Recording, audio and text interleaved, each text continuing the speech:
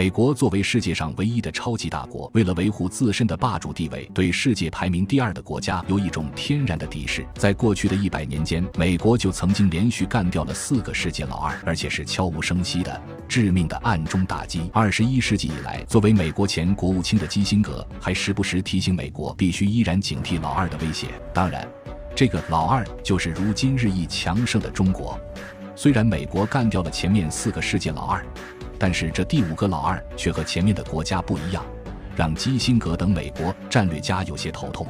为何基辛格会说第5个世界老二与前4个不一样呢？这还得说说美国是怎样整垮前面4个世界老二的。第一个是英国。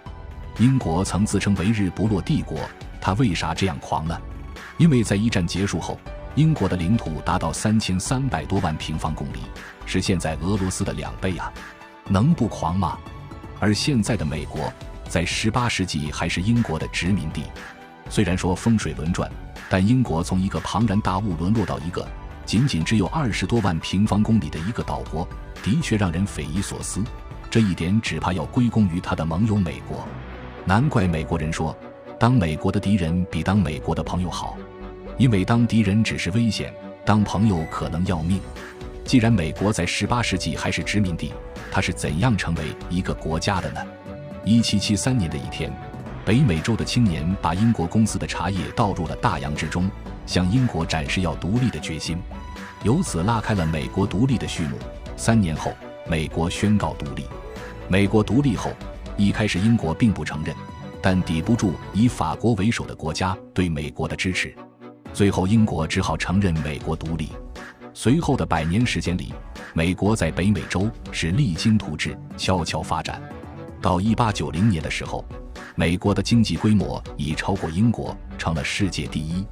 而此时的英国正在不断扩张的殖民地中陶醉，全然没把崛起中的美国放在眼里。英国的自大为日后的陨落埋下了伏笔。天要让其亡，必先让其狂。1914年，第1次世界大战爆发，英国作为第1帝国当然要参战，他投入了大规模的人力和物力。虽然这一战让英国得到了大量土地，但是英国政府在这次战争中不仅耗尽了全国的财力物力，还欠下了美国的巨额债务。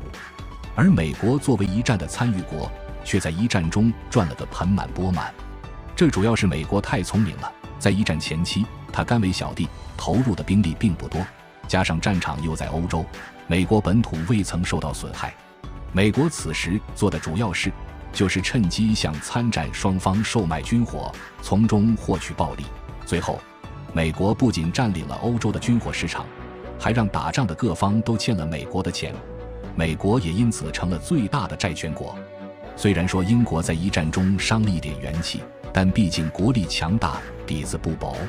如果稍稍休养生息，还是有可能恢复昔日辉煌的。没想到二战又接踵而至，这一下直接把英国打到了世界老二的地位。1939年二战爆发，英国与德国展开激战，在德国猛烈攻势下损失惨重，加上德军战机空袭英国城市，英国本土也饱受了战火的摧残。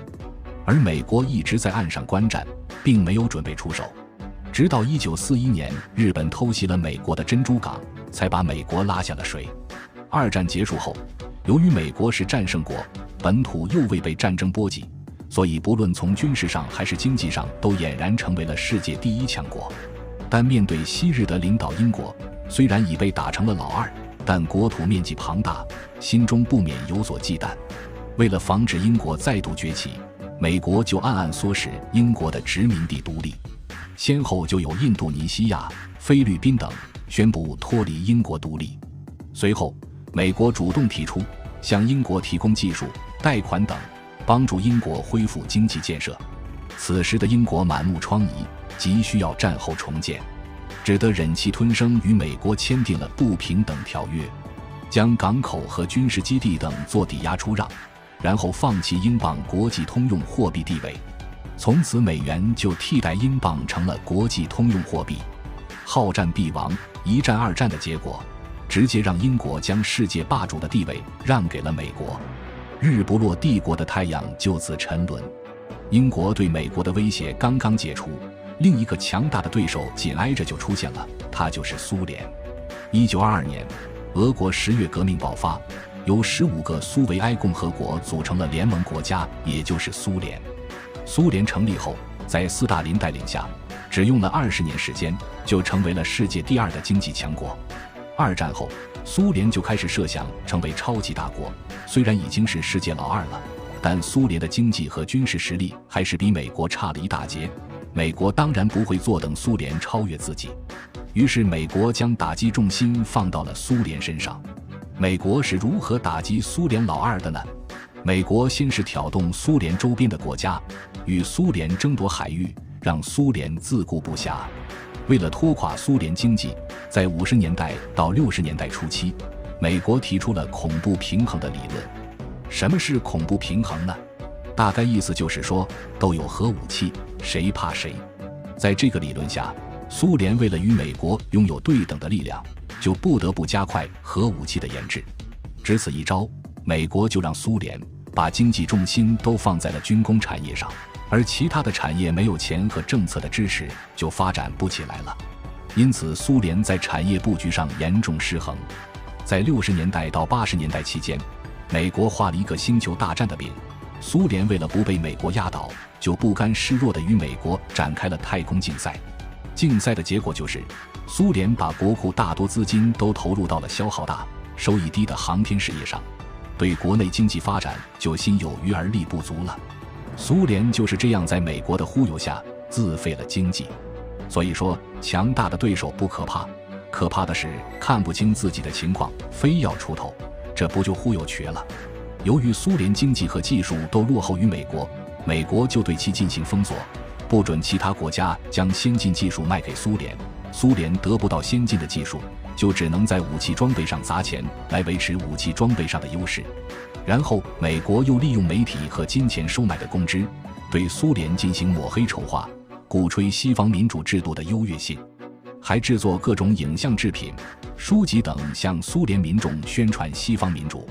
当时的苏联由于与美国搞军事竞赛，造成国内经济不景气，民众缺衣少食，生活艰难。这样的生活与美国丰富的物质生活一对比，民众对苏联社会制度就产生了不满，最终苏联分裂成了多个国家。苏联的解体既是美国为其画饼的结果，也是苏联想称霸全球的野心造成的后果。这是美国整垮的第2个老2。好不容易苏联这个强大对手消失，美国没想到手下的一个小弟却成心头之患，他就是日本。二战后的日本被原子弹炸的，确实看上去有点惨，而美国为了打压苏联，就选择扶持日本。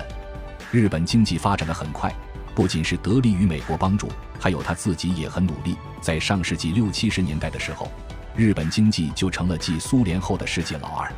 钱多了，人就有点飘了，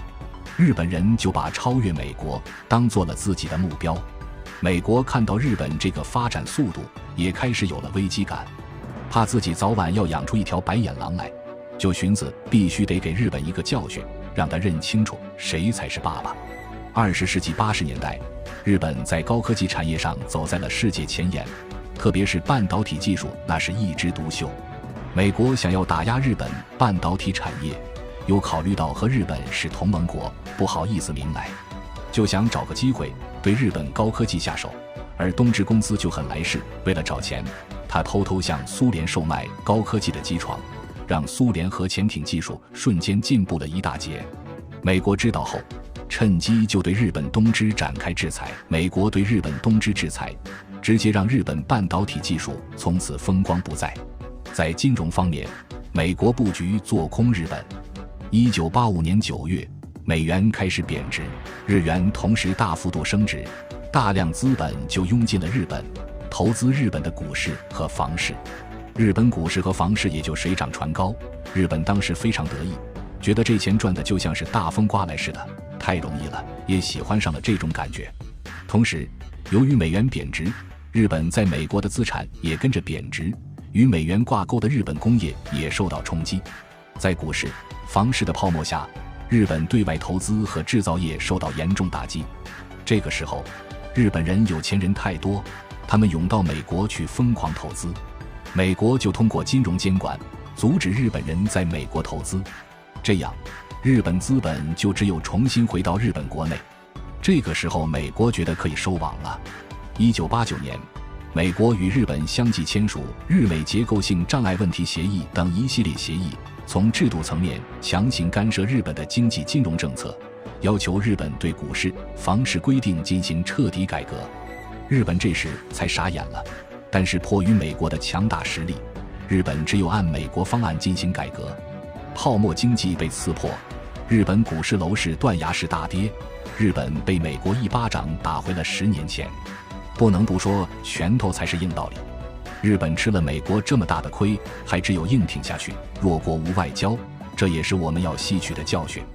日本拉胯之后，世界各国都看清了，美国这个霸道的国际警察必须得防着点。于是很多国家开始抱团取暖，但是这抱团也不能避免被美国打压的命运。这就是第4个世界老二——欧盟。二战后，欧洲各国城市都像一片废墟，美国趁机提出为欧洲各国提供援助。随着美国经济的渗透深入，欧洲各国的政治玩家们也察觉到了美国的野心。为了避免沦为美国的附庸，欧洲各国在1993年成立了欧盟。欧盟成立后，大家共同发展，科技经济有了极大的进步。到1995年，欧盟联合体经济就已超过了美国。这个时候，美国就有了危机感，他把欧洲各国联合在一起，共同对付自己，让自己失去世界警察的地位，因此开始想办法整垮欧盟。于是美国不断在欧盟各国间制造矛盾，经过长时期的破坏，2017年英国公投脱欧，2021年美国又挑起乌克兰危机，其中一个目标就是收拾欧盟剩余国家。本来欧洲各国与俄罗斯长期以来在能源上有合作，符合双方利益。欧洲缺能源，俄国是能源大国，欧盟一直以来都以低价购入俄国能源。由于美国怕德国和西欧与俄罗斯走得太近，减少了对美国的依赖，于是美国为了破坏俄罗斯和欧洲的关系，挑起了俄乌战争。俄乌冲突后，美国就推动欧盟对俄罗斯实施能源禁运。这样一来，美国在俄乌冲突中得到了2大好处：一是俄罗斯与欧洲合作关系崩了，欧洲不买俄国能源了，缺能源欧盟又不行，美国就趁机出售高价能源，大发横财；二是俄乌冲突强化了欧盟对美国军事依赖，俄罗斯军事实力这么强，欧洲各国安全感降低，欧洲防务只有靠美国这样的国家才能保障。俄乌冲突至今还未结束，就是美国不想让它结束。美国想通过俄乌战争拖垮俄罗斯和欧盟，而这几方倚重了美国的奸计，没法全身而退，只好死撑。这一战美国已达到分解欧盟的目的，彻底拖垮欧盟只是时间问题。而美国没达到的目的，就是没把中国拖下水。